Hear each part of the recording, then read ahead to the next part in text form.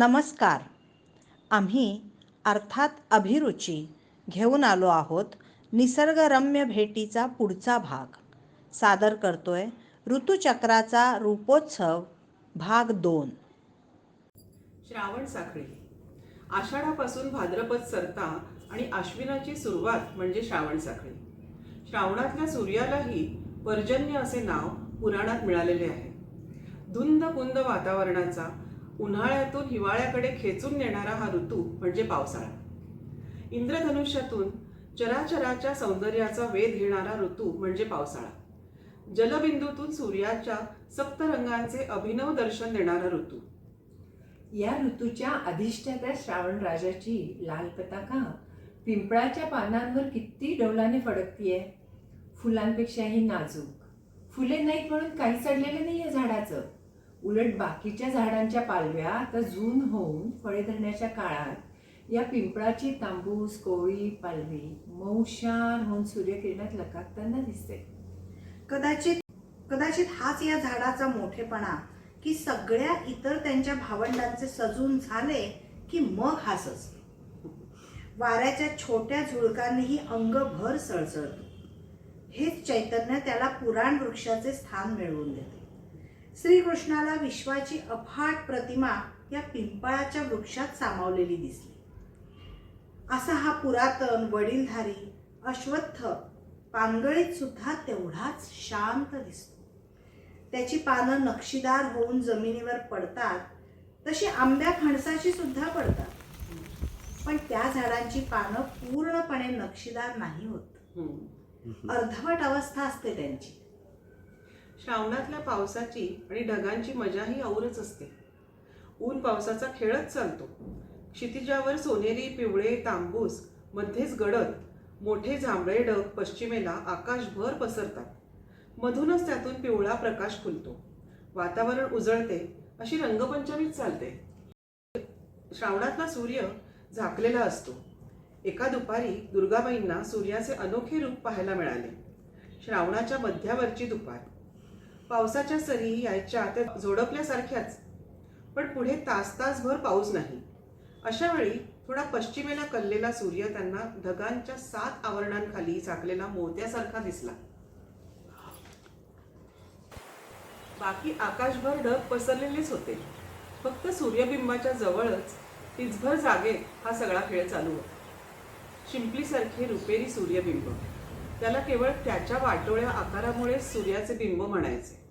पण त्याच्या बाजूला किरणांचा पसारा नाही, सुवर्णजालही नाही, काहीच नाही. तरी पण थिजल्यासारखी मंद झालेली ती सूर्यकिरणे ढगातच विरलेली दिसत होती. पण त्या सूर्याला अपूर्व शोभा देत होती. दुर्गाबाईंना हा श्रावणातला सूर्य तो मेघरूप पर्जन्यरूप भासला. जाईजुईच्या झेल्यासारखे त्याला हातात घेऊन हुंगावेसे वाटले. सूर्य एवढा जवळचा, आटोक्यातला, सौम्य आणि हृदय एरवी कधीच वाटत नाही. श्रावण म्हणजे हिरव्या रंगांचे मुक्त प्रदर्शन. जे जे बीज धरणीत पडले असेल ते उगवून वर येणारच. काळे कभिन्न खडकही हिरवी शाल पांघरून बसतात. मखमली गवताचे पांघरून घेऊन बसतात. उन्हाळ्यात ढग नसल्यामुळे आकाश उंच उंच जाते. खाली धरणी उघडी पडते. झाडेही पुष्कळशी उघडी नागडी होतात. पण पावसाळ्यात संपूर्ण सृष्टी हिरवी वस्त्रे धारण करून सजलेली दिसते. अथर्ववेदात शेवाळाला गंधर्वाचे अन्न म्हणले आहे. माणसाला शेवाळाचा उपयोग नाही, पण त्याचा हातही शेवाळ्यापर्यंत पोचू नये म्हणून आपल्या पूर्वसुरींनी असा संकेत दिला की ते गंधर्वांचे अन्न आहे. त्यामुळे त्यावर पाय पडला तर तुम्ही घसरून पडाल आणि शेवाळाला वाचवले मनुष्यापासून. सृष्टीतल्या सर्व सौंदर्याचा भौतिक आणि कलात्मक आस्वाद घेणाऱ्या गंधर्वांचा आहारही सुंदर आणि अप्रतिमच असणार ना. श्रावणातले समुद्राचे रूपही निराळेच. आषाढातला तांबूस काळसर रंग श्रावणात हिरवा होतो आणि शुभ्र फेसाने नटलेला हा हिरवा रंग उन्हाची तिरीप आली की रुपयाचा वर्ख उधळतच लाटांसोबत किनारा. आषाढात पक्षी गाभण होतात.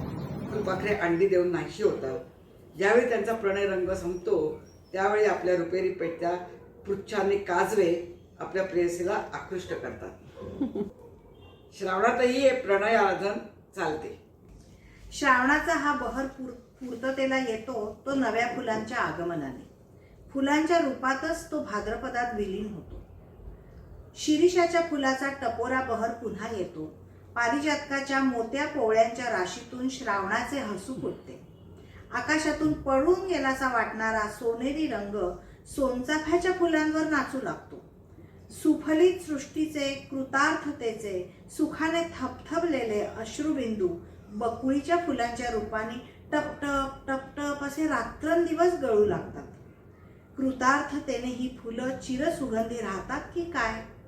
सुवर्णपुष्पी किंवा सोनटक्क्याची नाजूक आणि विलक्षण सुवासिक पांढरी पिवळी फुलं उमलण्याचा हा काळ. या फुलांच्या पायघड्यावरूनच भाद्रपद पदार्पण करतो.